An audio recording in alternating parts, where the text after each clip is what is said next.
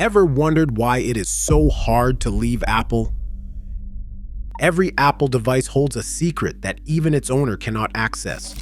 When you set up an iPhone, Mac, or Apple Watch, the device quietly generates a unique set of cryptographic keys inside a tiny, tamper-resistant chip called the Secure Enclave. This chip acts as a vault, sealed off from the rest of the system. The private key it creates never leaves the device. Not even Apple can extract it. Instead, only a public key is sent to Apple servers to register the device for services like iCloud. This process forms the root of trust for almost everything you do in the Apple ecosystem. Whether you are unlocking your phone, approving a payment, or syncing sensitive data, the Secure Enclave handles the cryptographic handshake. For Apple Pay and Wallet, a separate chip called the Secure Element stores payment tokens.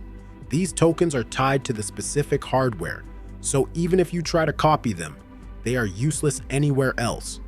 When you add a credit card to Apple Pay, the details are never stored as plain text.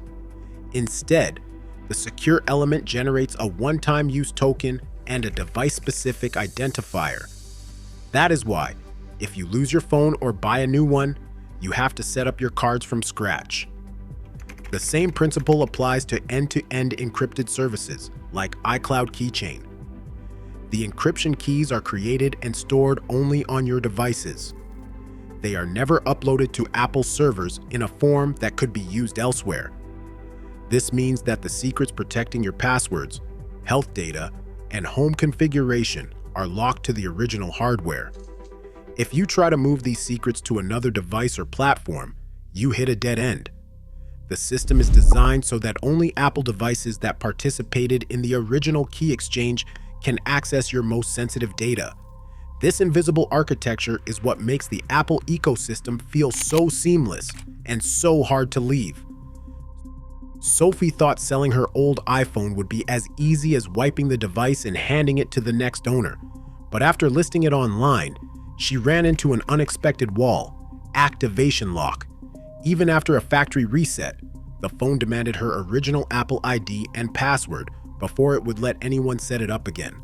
Without those credentials, the iPhone was little more than an expensive paperweight. Apple's own support pages confirm this.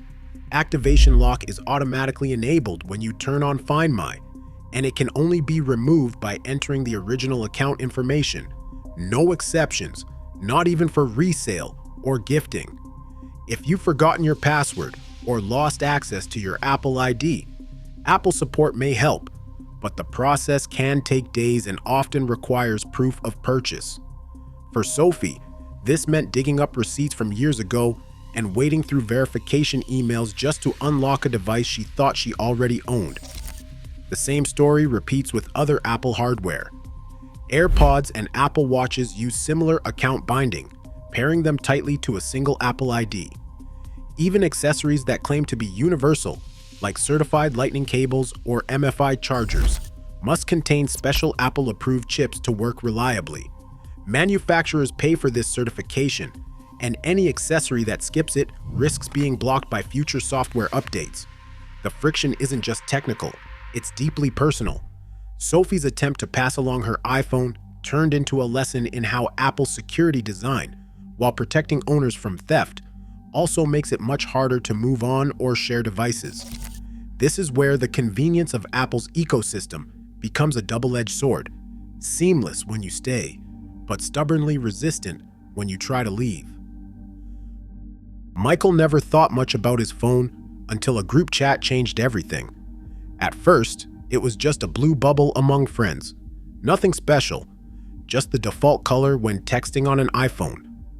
But when Michael switched to a budget Android, his messages turned green.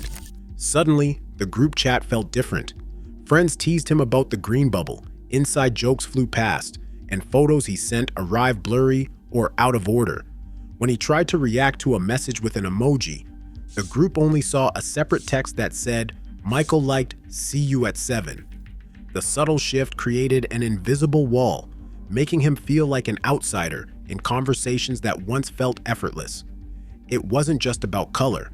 iMessage uses Apple's own encrypted protocol, which means features like high-resolution photos, read receipts, and message effects only work between Apple devices. The blue bubble isn't just a status symbol, it's a sign you're inside the club.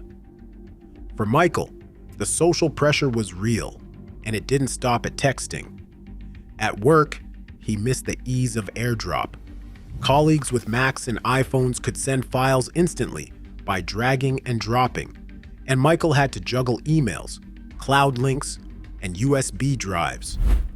AirDrop Session works only between Apple devices, using a certificate check that quietly verifies both ends before a transfer even pops up. There is no official way to bridge the gap. The seamlessness that feels like magic to Apple users becomes friction for anyone outside the circle. For Michael, what started as a small annoyance became a daily reminder. Sometimes the hardest part of switching isn't the technology, it's the feeling of being left out. Anna thought her photo library was safe in iCloud, thousands of memories, all perfectly synced across her iPhone, Mac, and iPad. Every new picture appeared instantly on every device. But when Anna decided to switch to Android, the convenience she had relied on became her biggest obstacle. Downloading her photos from iCloud was not as simple as dragging files to a folder. Apple's export tool let her grab the images, but the process was slow, especially for her large raw archives. Some albums took hours to download, and the files did not always arrive in the same order as on her phone. The real surprise came when Anna checked the exported files. Much of the extra information, the metadata that tells where and when a photo was taken, or whether it was a live photo, had vanished. Edits made in the Photos app did not transfer, and shared albums could not be exported at all. Apple's own support documents confirm that exporting photos strips away live photo motion, depth data, and some EXIF tags. For professional photographers, this loss is more than an inconvenience. It can mean starting edits from scratch. Even for everyday users, the seamless sync that once felt like magic now revealed a hidden cost. The harder you lean on Apple's convenience, the more painful it becomes to leave.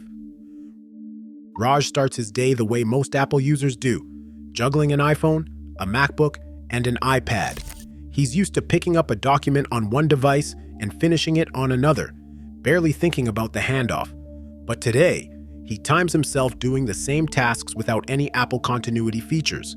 Sending a draft email from his phone to his laptop now means copying, pasting, and emailing it to himself.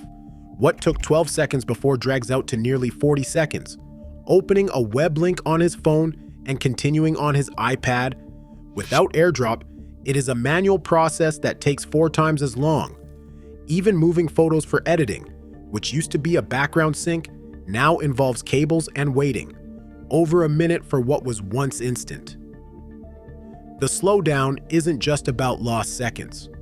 For someone like Raj, who repeats these workflows dozens of times a day, the wasted time adds up to more than an hour each week. The convenience that once felt invisible now reveals its price.